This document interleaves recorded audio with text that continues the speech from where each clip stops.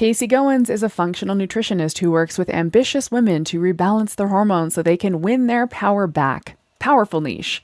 It's always a wonderful experience to speak with our health coaching peers, and so fun and exciting to consider that there's a space for every one of us.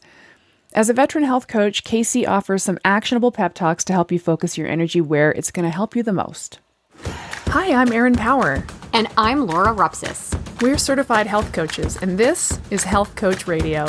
This podcast is about the art, science, and business of health coaching. We share our insider tips to help you become a better coach and entrepreneur. And we interview expert guests to discover how they've made it in this growing field. It's time for health coaches to make an impact. It's time for Health Coach Radio. All right, Kasey, how are you today? Hi, I'm good. Thank you so much for having me on. Oh my gosh, we love talking about business. And so this is where your specialty lies. If you don't mind sharing your background story, give us kind of the 3 to 5 minute background on Kasey. Yes, absolutely. So I am not just a business mentor, but also a functional nutritionist. So I've kind of got like a blend of both worlds. So I actually started out as a physician assistant practicing family practice, modern medicine for 6 years. And then I was like 2 years in, I was like, this isn't working anymore. I don't love this. So made the transition into functional nutrition, built my business up over the last 2.5 years or so, and got to the point where like my business was really successful and was seeing success online. And so I ended up actually getting fired from my full-time job. So taking my coaching business full-time. And then last year I was like, you know what, we need more of this. Like the health and wellness industry needs to be bigger than it is. And so I wanted to like really bring my expertise in and my background in functional nutrition and everything that I had learned about business and growing a business over those last few years to other people, to the masses, being able to help other health and wellness professionals and fitness coaches do the same thing that I did and growing their businesses and scaling their businesses and really practicing what it is that they're passionate about and that they love and being able to make money doing it. One thing that you said in that origin story, like I think both Laura and I, we try to listen to little nuggets in the origin story to see where we can sort of direct the conversation. But one thing that I heard that I thought was really interesting, and I've never heard somebody say before, is the health and wellness industry needs to be bigger. That's interesting. Can you elaborate on what you mean by that? Yeah. So after being and practicing medicine for as long as I did and really realizing all of the drawbacks, I think, of our medical system and realizing that like food actually does heal and we have the ability to heal ourselves, like more people need to know that. And I think if we can kind of get away from this paradigm of like prescription medications for everything and really getting into the area of nutrition and fitness and wellness and taking care of ourselves, like we as a culture, as a society will be happier, we'll be healthier, we'll live longer, we'll be able to give more to our families and to our careers. And like it literally just spills over into every area of life. Mm-hmm. Yeah. Do you help, so in your work as a business mentor, do you help coaches figure out how to message that? And the reason I ask is because like, I think we all know that. I do think that messaging, I don't know, I to be honest with you, I have no line of sight on how that messaging resonates with like the consumer. Do you know what I mean? Because I haven't been in the health consumer role for a long, long time, if ever, truly. Do you know what I mean? So like, do you help people, your clients language that? Like, how do we let the masses know that food and lifestyle choices are so powerful? Yeah. So that's one of the biggest things that I do with my clients is really like working on articulating that messaging and making sure that their perfect clients, their dream clients know exactly how they can help them. So like when people hit your page, whether it's Instagram or TikTok or whatever, like they should be able to look at a couple pieces of content, maybe look at your bio and know exactly what it is that you do and how you can help them. And I love that for every different type of coach, this looks a little bit different, right? So there are coaches out there who help with weight loss. There are coaches who help with hormone health, who help with gut healing. Like there's so many different facets of that. And messaging is really the backbone of your business. Like if you don't have good, strong messaging, your people are not going to resonate with that and they're going to click off of your page or they're going to keep scrolling. So it's really your messaging that's going to stop that scroll. We're hearing that more and more, right, Erin? In terms of just if a client can't immediately from your website or from just the first few snapshots on social media, figure out who you are, what you do, and how to work with you, then it's not working. And then it's got to be relatively easy to find, which I think, we've also heard a lot of advice about just produce more content and be out there and be consistent. But it's not just that.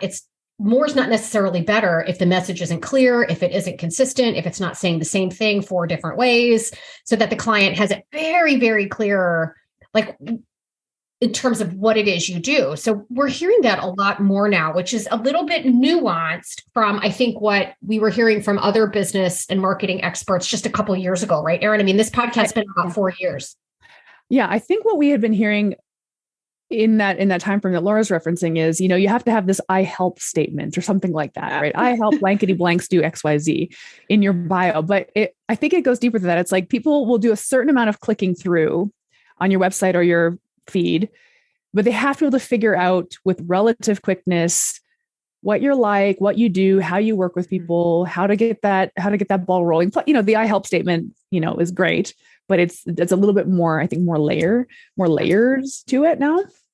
Yeah. And I think too, that like the way that we like to buy is so much different than it was a few years ago. Like you could go on Instagram in 2017 and post a picture of your breakfast and sign clients left and right. And it's just not that way anymore. Like there's so much volume online that it takes a lot to be able to clearly stand out and separate yourself from the crowd.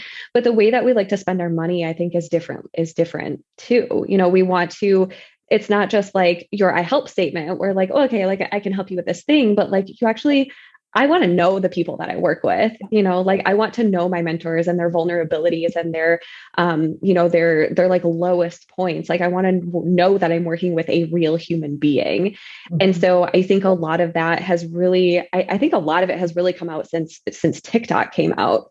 And people just being so much more real and raw and vulnerable than ever before. And I think that really resonates with people. Yeah. Okay.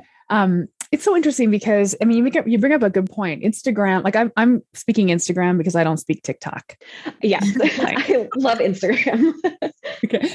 But we can't ignore TikTok. Obviously there's no ignoring TikTok, but it's interesting because Instagram has become, I don't know if it's just, they gave your filter bubble, but when I go on Instagram, literally every post I see is somebody trying to sell me something. It's like, wow, this is really just online business people now. I don't really see anybody posting a picture of their dog or their breakfast anymore. It's just, which fine. I'm not mad about it, but it does beg the question as somebody in the online space, like, is this just our normal now? Like, is that the expected normal? When people log into Instagram, it's like shopping. And if so, how do we stand out from all that noise? So I think what you said is, this is how I interpreted it, is like show up in your social feeds, whichever one you choose, being pretty real and show some vulnerability. And because people they have 100 million options to buy from, but they want to find somebody they like. Exactly. Yeah. And that goes back to kind of the root of people. Like we like to buy from people that we know, like, and trust, and you'll hear know, like, and trust everywhere. But I think we're even more in tune with it now than we ever have been. And we're looking for people that we can basically have a partnership with or have a relationship with. It's not just like, here, buy this thing. Like, I think we want to form a little bit more like deep and meaningful connections with our mentors and with our coaches. And so the way that I have started to kind of view content and messaging is just like bringing more of that humanness back into the conversation. Like, sure, like you could show up and sell in every single post, but there's also so much to be said about like providing perspective shifts and like, letting people see that, your clients are getting results or what you've done or how you've done it, and really bringing in some different backgrounds and pieces of your story. Well, I think especially for coaches, because quite frankly, I think we need to do a better job of coaches in terms of articulating what we do and what we don't do, why we're not doctors and don't want to be, and why we're not insert whatever other profession we've chosen to pursue coaching. And it's a very personal relationship. Absolutely. Right. And it's a very collaborative relationship. So it needs to be somebody that you trust more than anything else. I mean, and look, in a time when, especially over the last several years, we've had more and more people become a bit skeptical of some of the doctors and other highly credentialed individuals, and have found, you know what, that's not working for me. But we still have to lean into that, letting people know who you are and where you've been and why you should listen. Yeah. Right? Yeah, exactly. And like at the end of the day too, you know, so many people have been like let down by the medical system.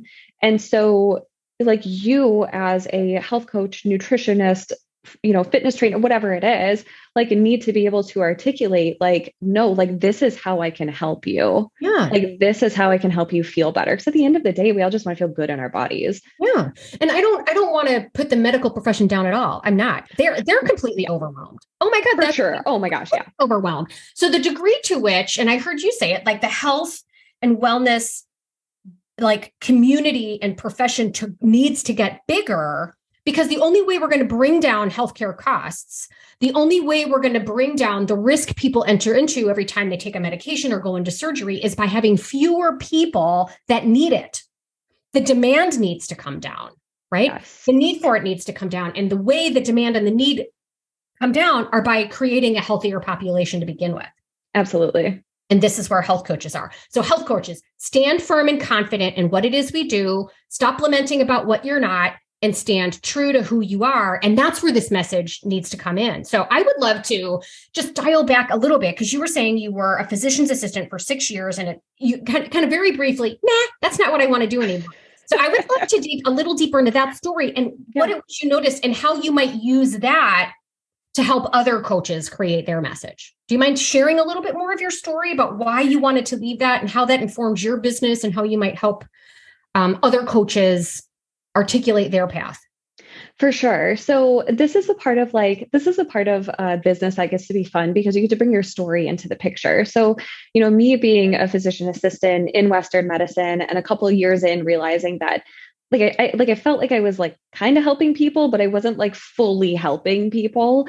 That part of my story combined with the part of my story that was losing my period for 3 years, under eating, over exercising, like getting really big into bodybuilding culture, like that aspect of things, like the two kind of combined. And it was like, I didn't feel good. Like my body wasn't working properly. And even getting my labs drawn, you know, anytime I would get my labs drawn, I'm like, well, they're within the reference ranges. And so they're normal. Like everything is normal. And my doctor was like, well, just keep taking your birth control. Like there was no other answer. And so that was really when I started to dig a little bit deeper, like, okay, if this isn't giving me the answers that I need, then something out there has to. Mm-hmm. So that was where functional nutrition came in. And that was when I started, getting certified and, you know, learning how to like read and perform like functional lab testing and all of that stuff. But I can bring those pieces of my story to my page, and often did, about like I've been where you are. Like I understand your situation. I've been in your shoes. I know what this feels like. We can do it differently. Like we can do it differently. We can do it in a way that is, just like you said earlier, collaborative, where it's a partnership, where we work together and we bond together and figure this thing out.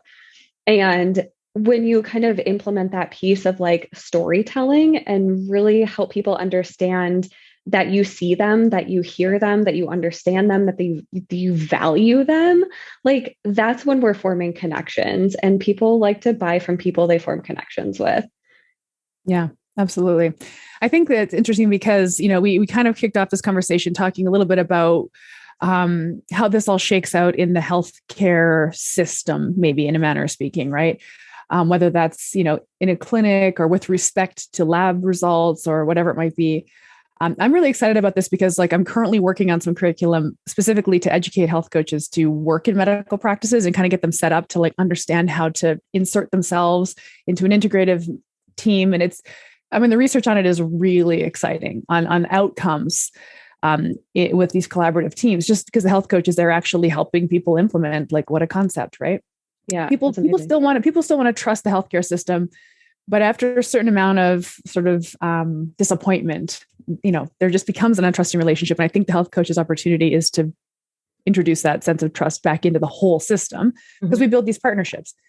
Now, your origin story, though, so you were working at a clinic, and then your online business became really successful. Did I get that right? So you were working at a clinic and you were also hustling sort of private practice online, and then private practice became so successful. So you're like, well, they fired me anyway, so let's go, kind of thing. So how were you juggling those two things? Like, were you working kind of were they completely different from each other, or similar but different?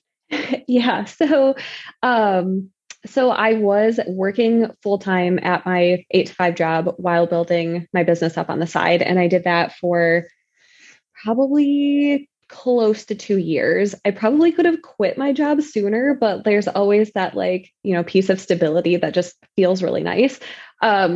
So yeah, I mean, it was client calls and social media posts on evenings and weekends and on my lunch break, and kind of juggling those two things. In my nutrition business, I am not medical. So, like, there's nothing happening that's medical in that practice. So it was kind of an interesting juggle for a while, but I really think that, like, having that kind of health background, just brought some different pieces to my coaching business, where there was a little bit more trust, I think, just because I had that background.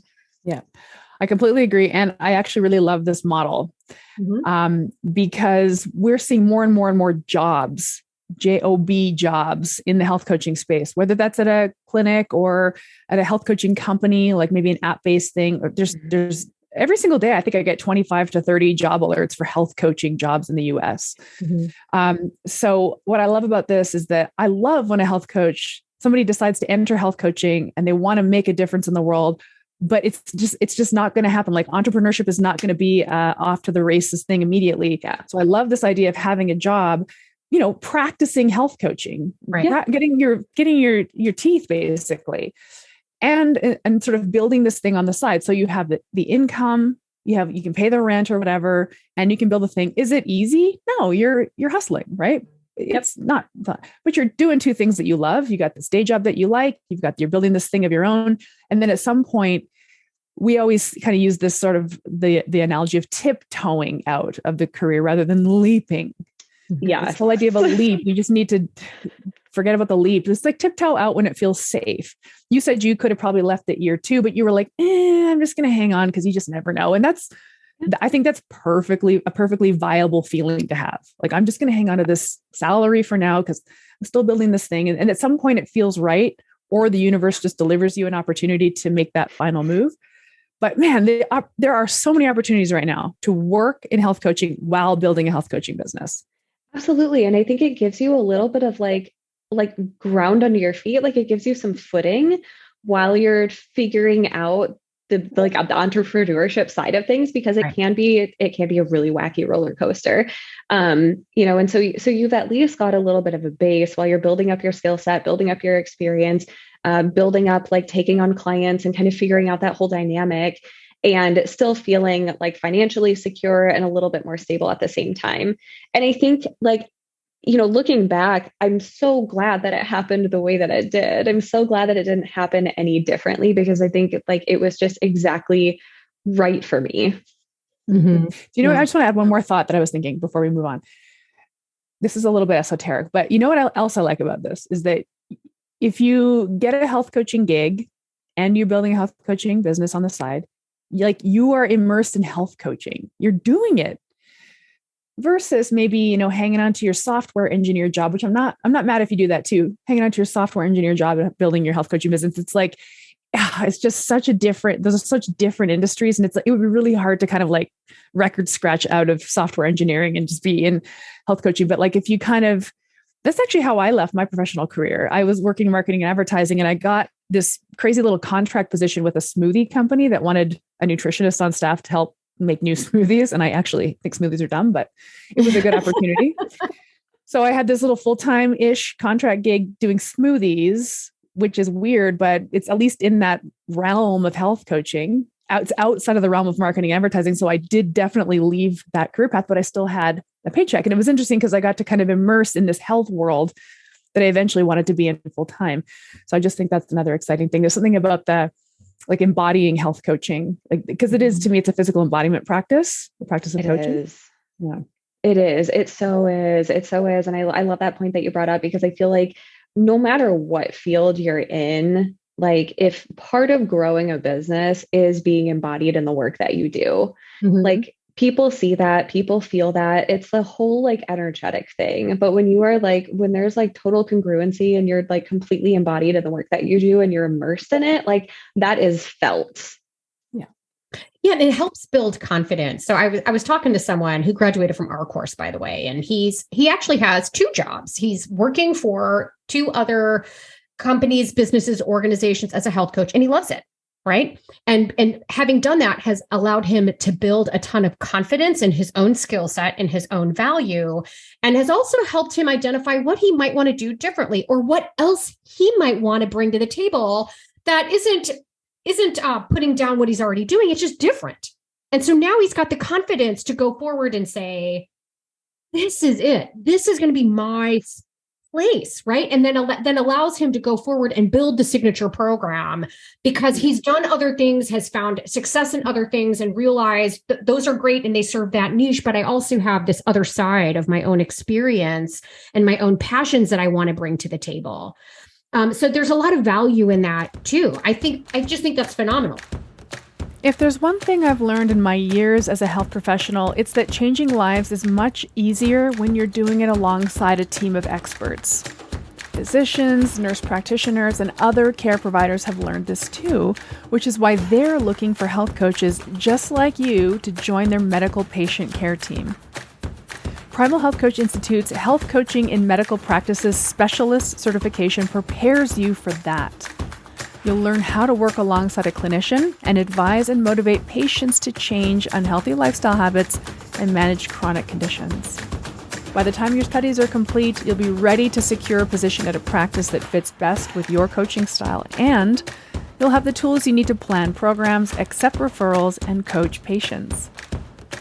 If you're a health coach with a passion for helping patients get the life-changing information, encouragement, and accountability they need to make sustainable changes in their health, visit primalhealthcoach.com to learn more about the Health Coaching in Medical Practices Specialist certification.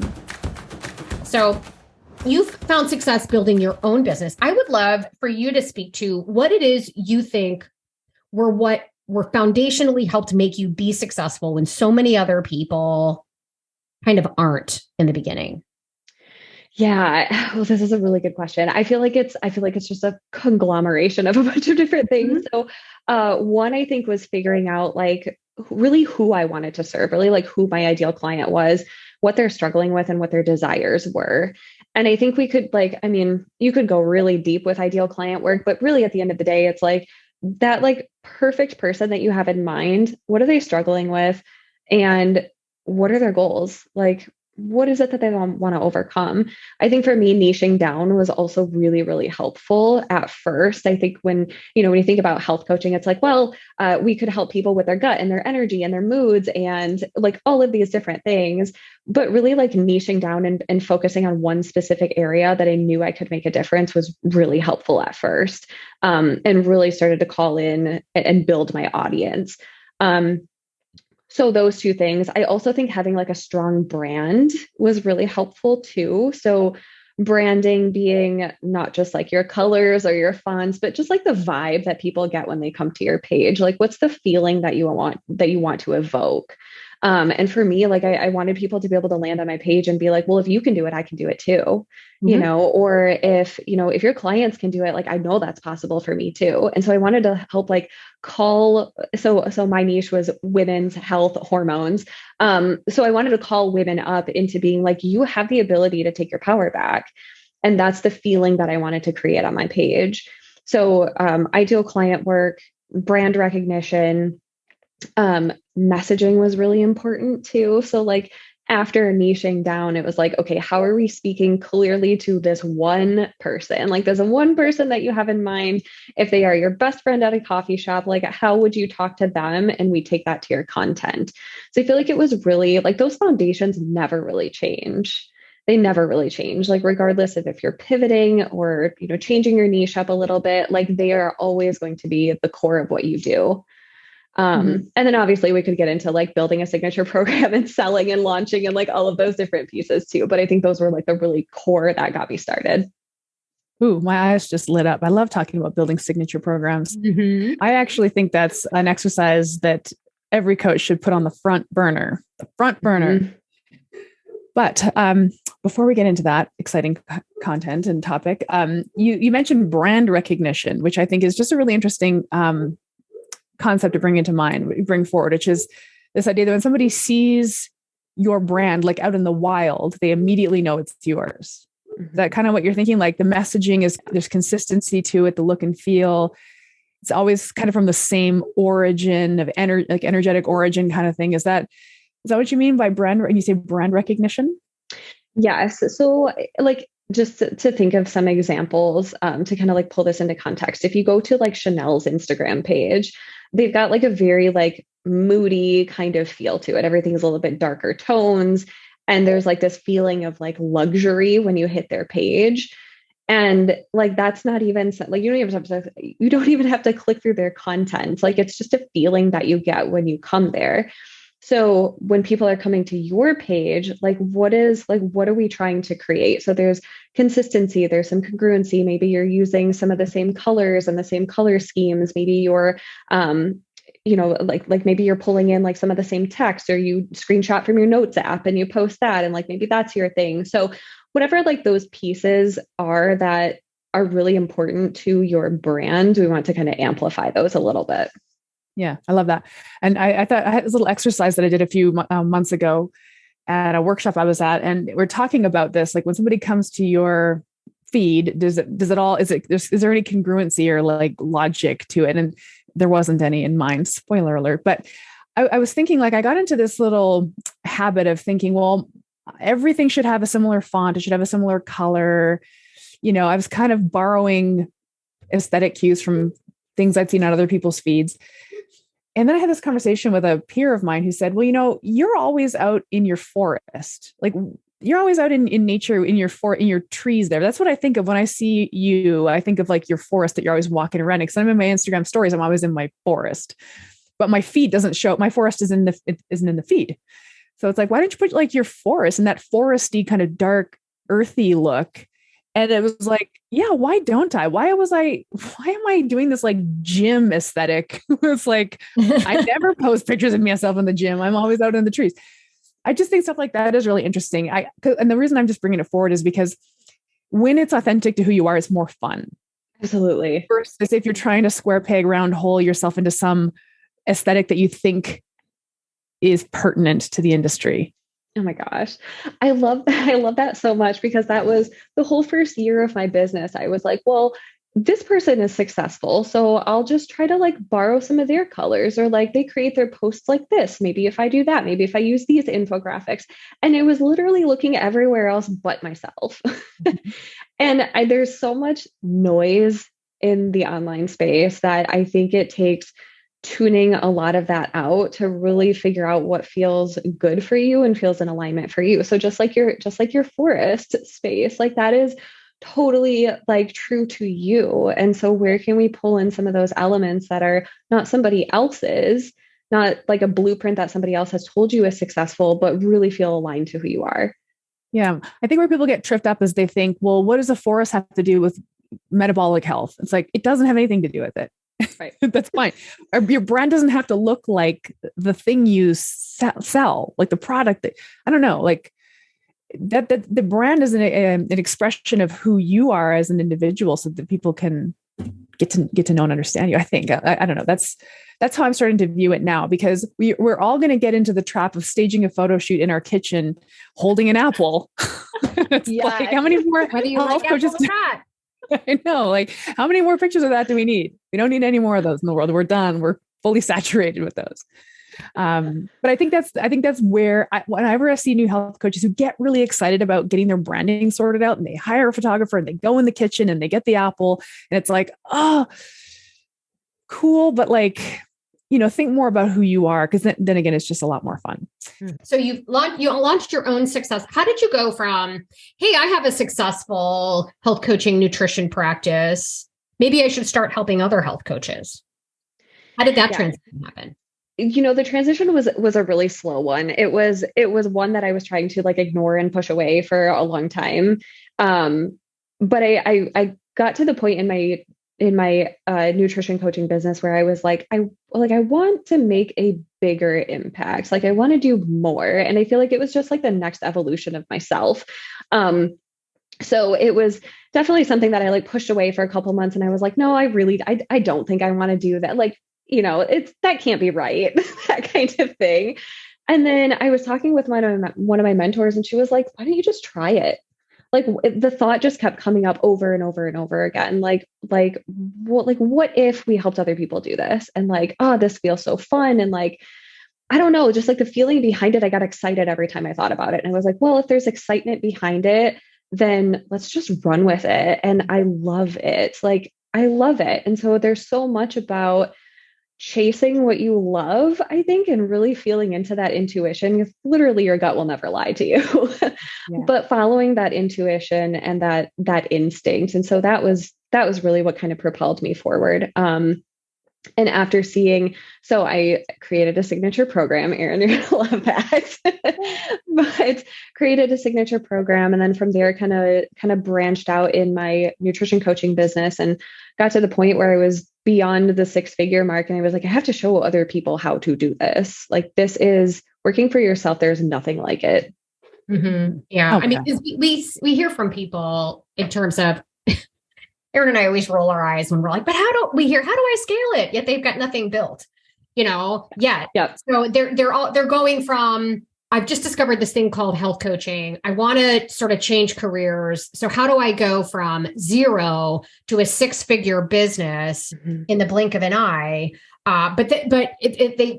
So long story short, you have to build something and you have to grow something and you have to gain experience and knowledge and confidence and refine things. And now you've got this, now you're in a position that's like, how do I amplify my reach? And you can do a couple things. Yes. You can launch different ways that people can access you because at the end of the day, the only non-renewable resource we have is time. We can never get that back, right? So once you reach a certain level of success, it's how do I leverage my time better to amplify my reach, do more good, make more money, empower more people, all that stuff. So you can offer group programs, you can train other people, other coaches. You can bring other coaches on staff, and now you become the coach to the coach and you own your business, or you can do what you're doing, which is have this other piece of the puzzle where you are helping other health coaches become successful in their own right. There's a lot of different ways you can do it. And I think it's a natural progression. Were you having people asking you for help that you were eventually like, or were you just, you know what, I'm going to go forward because I think I've got something really valuable? It's interesting because, so mostly I was like, I think I've got something really valuable. I'm just going to move forward and see what happens. When I very first was kind of like testing the waters just to see if I really enjoyed it, if it was really something that I wanted to do. I offered just a couple, just like 60-minute intensives. And it was just like flash, like when they're gone, they're gone. And I had like 4 people reach out off the bat and they were like, oh my God, I'm so glad you're offering this. I've been wondering how you've done this whole time. And I'm like, so I had like people in my audience that I never even knew were watching, and so that was really interesting to see who was watching, but not saying anything. Mm-hmm. Okay. So when you work with folks, so we're dancing around the signature program thing. When you work with health entrepreneurs, what is your like step one for them? So I guess clarity on their story and their messaging and their ideal client. That's probably step, I'm assuming, I could be wrong. Well, why don't you tell us instead of me answering? Yeah, I think clarity is always step one. So not just clarity around like who it is that you want to serve, but also like what makes you unique, like what's going to help you stand out in the industry. And then also just like clarity on kind of what you want things to look like a little bit and how you help people. So like coming up with like a process or a method, something that you can walk your clients through. So having that clarity and just knowing exactly who you are, what you do, like the way that you do it, the process that you walk people through is like number one. Content and messaging for sure is up there. And then we come into like, okay, like how do I design an offer? How do I design a group program that's going to help get people results? What do you want it to look like? How do we price it? How do we launch it? How do we sell the thing? And so that it's kind of like a tiered process in a way. Okay, good. I want to dig into it because I'm excited because I feel like what you said, if I jotted this down correctly, is like, okay, yeah, let's get clarity on you and who you help people. Great. And then, like, how do you help people? Like what is the methodology you're taking people through?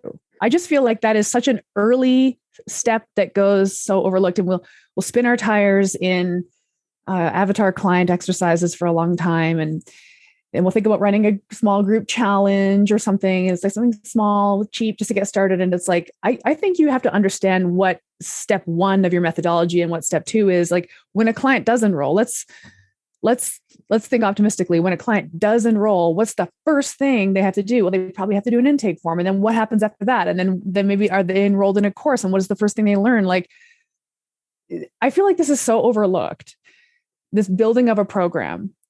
Because I think what the roadblock is for people is, well, but I don't have any clients. So who am I building this for? And it's like your eventual clients, like they're waiting for you to build it. Yes.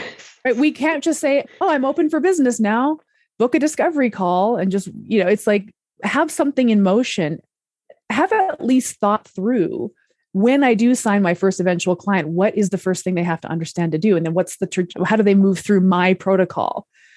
Yeah. And it's going to look a little bit different for like, I think everybody's process looks a little bit different. I actually did this with a client earlier this morning. So it's funny that you brought that up, but I like literally was like, okay, like when someone pays you, like what is the very first thing after all the intake forms and whatnot? Like what is the very first thing that you walk them through? And she was like, well, let me go in my notes. And like, I think I have it written down somewhere. I'm like, no. It's like, I just want you to tell me like, what is that you actually do? Like, what is step one? What is step two? What is step three? From there, we create a process, we create a method, and your signature offer gets designed and built around that method. This is how you help people get results. This is like the vehicle that takes you from point A to point B. Yes. Like we have to have, I'm describing it as a product. We have to have a product to sell the person. Obviously, it's not a tangible product. It might be like mine's an online curriculum, which is tangible-ish, right? But they paid you for something. What do they now get? There is a market for, the coaching relationship, hire me and we'll be in a relationship together and we'll just kind of roll with it. And it's like, I think there's a market for that, but I think more consumers want to have a thing in exchange for their money. And the thing is the product. And the product in this case is your signature methodology. Yes. Yeah.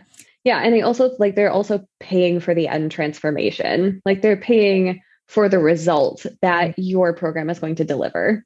Yeah. Yeah. I mean, I think that's why I think over time, as coaches are out, they become more successful and they're looking for ways to serve more people in the same amount of time. This is where you have, okay, so I have this signature methodology. I've coached, I don't know, a few hundred people through it. Now I feel comfortable that just the curriculum in that online program is good enough that a motivated person could probably handle it on themselves. So I'm going to reduce the price and boom, here's your evergreen program and people can go through that.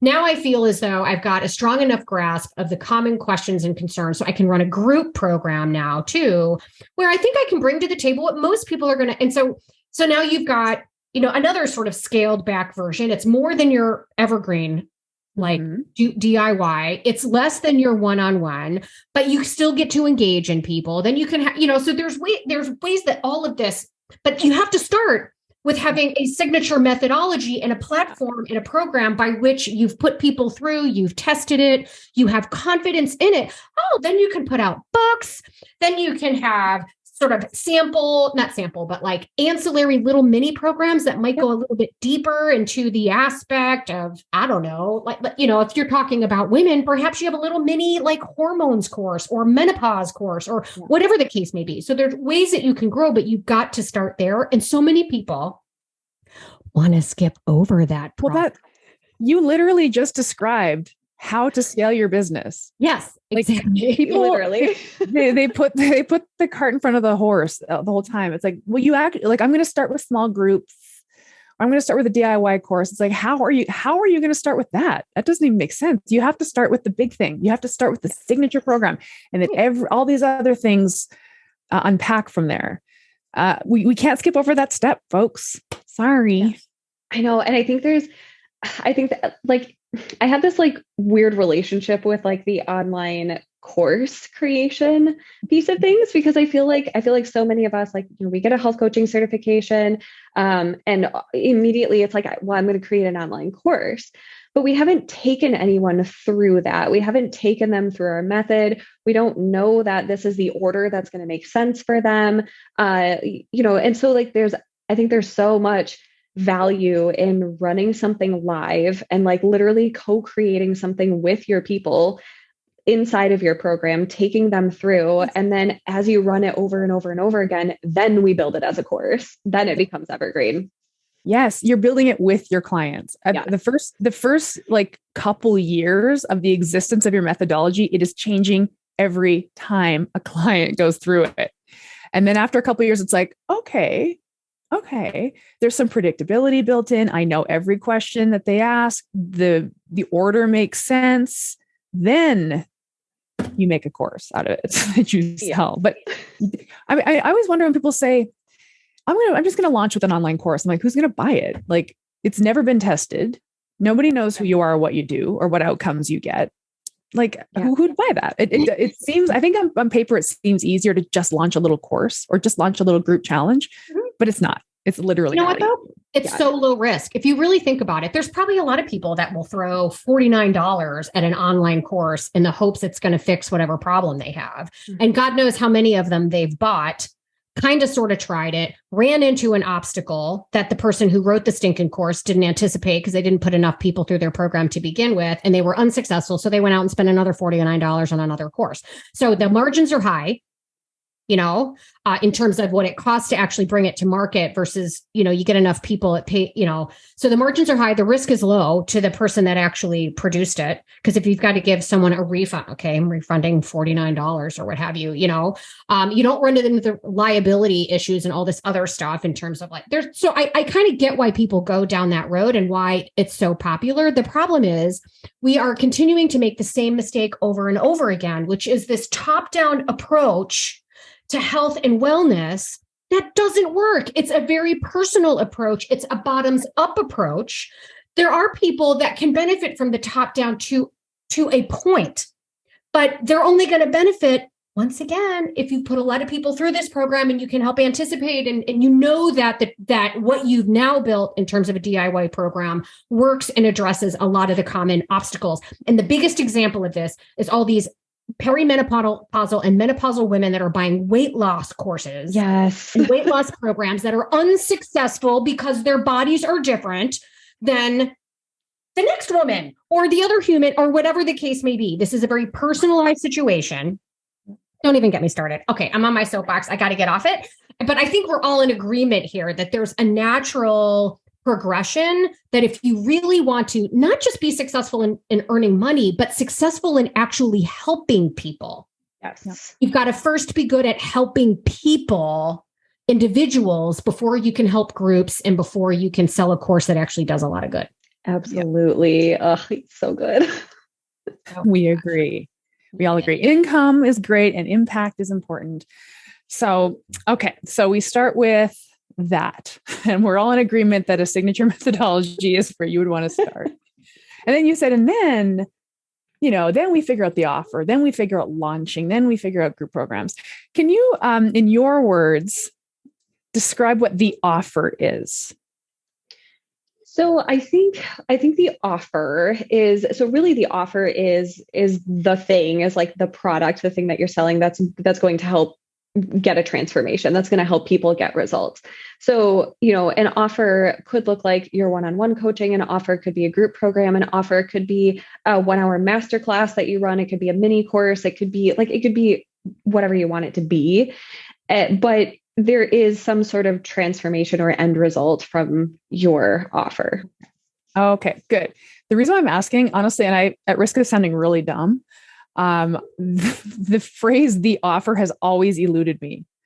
People like my business coaches and people I've worked with have said, do you have an offer? I'm like, I don't know what that means. Like, does it mean, like, to me, when I think of this idea of the offer, I think this is me articulating what I'm offering. The offer is, and then it's a statement of some kind. You know what I mean? Like, for some reason, I think of an offer as words. But what you're saying is the offer is now this product that you've created and the outcome that it promises, and that you're kind of putting that out to the world. Like, I'm offering this to you. That's how I see it anyway. I've been known to like interchange it with the word program. So that to me feels a little bit more like tangible, I think. Okay.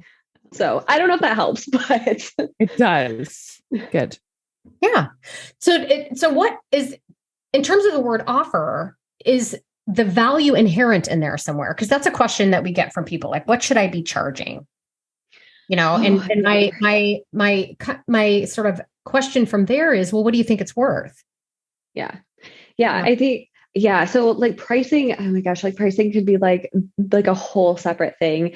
Because like, if you want to look at it like logistically and think about like, well, the time that you're putting in and how many calls are there and how much access is there to you, that's all going to change the price of your offer. But I also think of it as kind of like, it's almost like an energetic thing too. Like if you look at, let's say that you're running a 12-week, signature group program, and you're looking at it like, okay, what's my bare minimum? Like what could I charge for this? And I literally can't go any lower than that, or I'm probably going to have a little bit of like bitterness built up. And then we kind of look at, maybe the higher end price point is, what's the price point that feels really edgy and really expansive for me? That's like kind of pushing my limits, where it's like, ooh, this feels like really good, but also like a little bit nerve wracking. And then we can kind of balance it somewhere in the middle. Yeah. I mean, I think in terms of that where it feels edgy to me, I have a feeling the longer you're in business, it's one of two things. It's either, I feel really comfortable there. I can make money doing other things and having different offers because I feel really good where this price is right now. And this is what I think it's worth. Or it's, I underpriced myself. Yes. And I actually now think it's worth more. And I think I bring more to the table, or I've added more to my program, or the outcomes are better than expected, whatever it is, and I have this conversation a lot with people that are interested in health coaching and just trying to get a feel for what the possibilities are. And so this comes up a lot. What does the typical health coach make per client, or what do they charge per hour, and all these other things. And I'm like, you can't arrive at that number until you determine what problem you solve, who's willing to pay for it, and what value they place on having that problem solved. Stop thinking in terms of trading dollars for your time and all of that stuff that doesn't work. It's all got to be around the solution. Yes. So is the problem you solve important enough to someone who's willing to pay for it? And is the value inherent there to that person in line with what it is you need to make in order to make this doable for you? Yeah. Just state a number and then let it sit there for a minute. Look at it and hang around. And how do you feel? And if you don't feel comfortable with that number because you don't think what you're offering is worth it, then go out and get a better offer. Make it a better offer to make it worth it. Right. That's what I was going to say, is like, there's an intuitive piece to this as well. As kooky as this sounds, because everybody wants to know how much to charge because they want to be able to make a viable living so they can do this as their job. And I completely get that. And believe me, I come from a scarcity money mindset and I've been working on it. So I know what it feels like to need to earn a certain amount of money. What's really fun is when you get to a point where you, like, I was thinking about Laura's example. It's sort of like, well, this price feels good, or, maybe actually it feels a little low. I'm going to bump it up. But I'm at this place where it's like, if I added this, and this to my program, then I could charge this much, and then I could have this kind of impact. And it's really fun to kind of be at that place where it's like, now I can think about iterating the product that I've had in the market for the last few years and make it even more of a bigger thing and help more people in different ways and charge more. And it wasn't like, ooh, now I can have more money in the bank. It was like, I can actually make this more impactful thing and charge more money for it. And that's a really nice way to approach pricing, but that's like an eventual outcome. I don't want to dismiss the new health coach who's like trying to make ends meet with this, but we do get to a point. And I think there's something to be said about listening to your intuition on pricing. And that's not something I would never normally say, but it at some point the price feels right. I agree with that. I fully agree with that. I met with a client earlier this week or last week, and we were talking about raising her one-on-one prices. And she was like, I don't know, like as a health coach that I could ever like charge more for that. And I'm like, this needs to be like, you need to be able to get your energy fully behind raising your prices. Yeah. Like there is no point in trying to like double your rates if your energy is not fully behind it. And you just can't get behind that price point. So a lot of it is intuitive. I really believe a lot of it is intuitive. I do too. Yeah. I got my business coach said, well, if you're closing, there's all these rules, right? If you're closing 95% or more or whatever of your clients, then it means you have to double your rates. It's like, where did that math come from? Right. And it's like, I'm not doubling my rate. This is how much this costs. Like, this is the price. And it's been the same price for like 5 years and it still feels like the right price. You know, I don't know. It's just, it's fun to get to that point too. Like there's a lot of fun to be had in building a business and pricing things and building things. And anytime we talk to a business coach, I think I try to make it sound fun for health coaches who are listening, who think it's going to be a drag. I mean, it's a hustle ish. You have to, building something brand new from scratch in any category is hard, but there's also so much fun to be had. And it is an embodied thing and it is an energy thing. And, it's not like punching a time card and collecting a paycheck. You get to do what you love to do. And you're going to have to put in some like real elbow grease to make a thing that actually people want to buy, but it's very fun. It's so fun. And it's so rewarding too. And I think part of it is like, we get into business and we start following like other business coaches. And there's this almost like this very like masculine urgency around building a business where it's like, well, you have to do this and you should be doing this. And it's got to be like XYZ by the book, by this, 11-page sales script or whatever. And like, I'm at the point in my business where I've done all of that. And now I'm really leading into some practices that just feel more simple and more straightforward and better for me and better for my energy. And like, I think at every stage in our business, we should be looking back and saying like, is this fun for me? Like, am I doing this out of desire or am I doing this because I'm obligated to do it? Mm-hmm. So, if I was doing so many things in my business that I actually hated and like, didn't realize that I hated them in the process and just wondered why I was like resentful all the time. So there are, I think, some pieces that we can really pull our intuition in a little bit more and say like, you know what, this doesn't feel good. I'm going to try something different and play with it and experiment. Like business does not have to be like such a scary, like, hard thing where you're like working your butt off like all the time to make ends meet. Like it gets to be so much fun. Yes. And look, how many people come to health coaching because they're doing this stuff anyway. This is like their only hobby. They read nutrition books for fun. Like that's their hobby. So you might as well spend your time doing something that you love in your quote unquote spare time and move in this direction because you're doing it anyway. Yeah, absolutely. Right. Mm-hmm. Yeah. So tell people, where can they find you, right? I am on Instagram. So my handle is I am Kasey Goins. It's just my name with I am in front of it. That's it. That's where I'm most active is on Instagram. That's literally where you'll find me all the time. Perfect. I have to say, I've worked with a few business coaches and it's very helpful. I'm grateful that we have business coaches who have come from the health coaching space and who are still in it, to be honest with you. Mm-hmm. And anybody listening who's feeling stuck with knowing where to start, make this connection and get some help. Absolutely. Yeah. I love it. Awesome. Thank you so much, Kasey. This was so fun. Thank you so much for having me. I really appreciate it. This podcast was brought to you by Primal Health Coach Institute. To learn more about how to become a successful health coach, get in touch with us by visiting primalhealthcoach.com/call. Or if you're already a successful health coach, practitioner, influencer, or thought leader with a thriving business and an interesting story, we'd love to hear from you.